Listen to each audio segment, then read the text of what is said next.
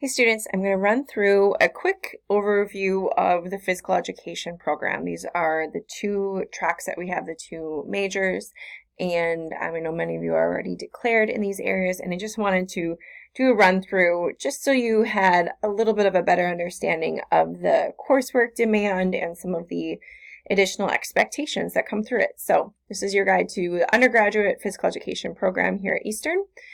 Quick little background. So we are part of the College of Health and Human Services, and there are 4 schools currently in HPHP, or is in Health and Human Services. Ours is School of Health Promotion Human Performance.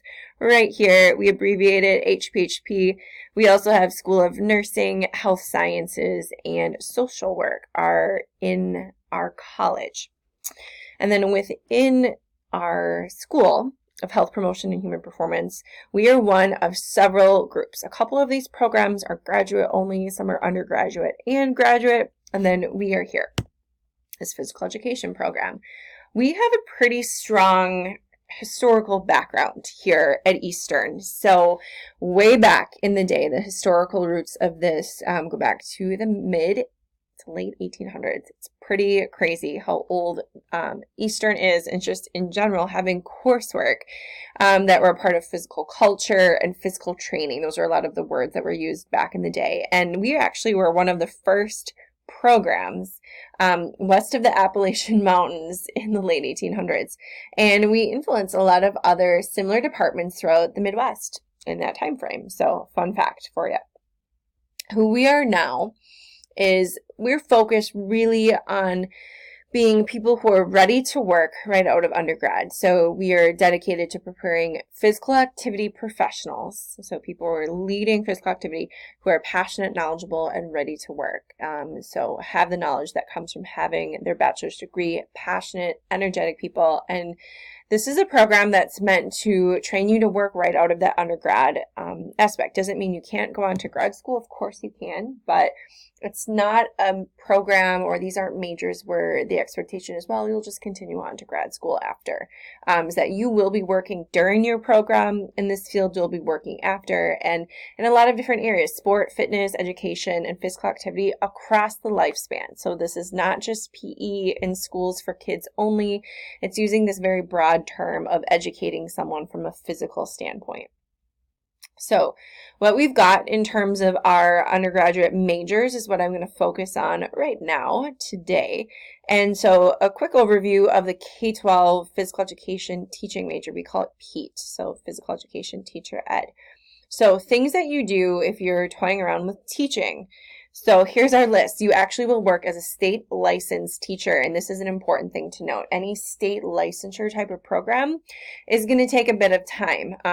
Teaching tends to be at least a 4.5-year program here at every all universities, because it does include required student teaching. And essentially, you're prepared to teach all developmental and grade levels in physical education. And the goal of PE in schools is to develop students who are physically literate. So this is a term we've heard a little bit already. We're creating knowledge, or helping them create knowledge of how to move their bodies, trying to help them become skillful movers, and then really honestly inspire value and love for movement. So creating a really positive in-school movement experience. And then that process of teaching really involves planning, teaching, and assessing these students. It's large group physical education class setting. Courses that are involved in physical education teacher ed. So we have kind of like our slew of required classes on the left. You'll notice that the first 5 of them are common classes that you'll share with the sport performance majors, and then we get into a little bit more specifics. We have adapted physical education, assessment and evaluation, and PE, and curriculum and program design and PE are all specific to the PE teacher education majors. Then PE has their own methods classes. Sport performance also has their own. They have one shared one, which is outdoor pursuits. But they have unique ones that are related to teaching models and methods. And then required student teaching for 1 semester in both secondary and elementary physical education. And then there are 3 classes that are required from the College of Education. It's part of their professional core. Also, couple several things that are important to know for teachers. It is not an easy major. It's not for the faint of heart. So it's in partnership with College of Ed. Our students start out as intent majors, and they take all of our movement science classes, so the 100 and 200 level. And then we have what's called a second admit process in physical education. Several other programs have this, and there's 2 tracks to that second admit. One is a second admit here to physical education, and the other to our actual program itself. The other one is to the College of Ed, and it's called Initial Teacher Preparation Program. That's ITPP. So our own second admit includes the following requirements. So you have to apply for candidacy. It's after you take the 100 and 200 level courses. It's always a March 15th application. You have to have a 2.5 GPA. You have to have evidence of having some experiences with leading, volunteering, supporting youth-related activity. You have to do a personal statement, so kind of like a statement of why you want to go into teaching, why into physical education, a formal interview, and then what we call the PHED, Fitness and Motor Skill Combine. And so it's a Friday afternoon. We have one coming up right now in October, and then we have another one in April, which is our last one. It's looking at your motor skills, movement patterns. It's looking at your health-related fitness assessment. So you'll actually do the fitnessgram fitness test. You're going to have to do a few small-sided games showing your ability to demonstrate tactics and techniques in a dynamic setting. And then also it has an aquatics assessment, which is the Red Cross Level 4, Learn to Swim checklist. A few other things. So for the College of Ed, initial teacher, second admit, same thing, 2.5 GPA. You have a minimum number of credits, so it's basically up to junior status, C or better in all College of Education classes, and you have to have a professional disposition assessment completed in your elementary PE methods class. And then a few other major checkpoints and requirements that we have. You have to have a movement science competency exam we do in one of our classes. You apply for student teaching, and you have to create an e-portfolio. It's something that you start in class and continue to build throughout classes. You have to have accumulated 100 hours of pre-student teaching field experience in physical education. And we do have an option, 60 hours must be in school-based PE, up to 40 can be in non-PE settings, so coaching kids in a sport or in a movement setting. And you also have to have a minor. So we'll talk about minor options later. Currently, school health ed isn't an option until we have our joint health and PE major coming out hopefully soon in fall 20. Moving on. Jumping ahead. Okay, here we go. Sport performance and fitness entrepreneurship. So this is the biggest question I get. What do you even do? It's not a clear cut and dry, like physical education teaching, you're going to be a teacher. You get a state license in that.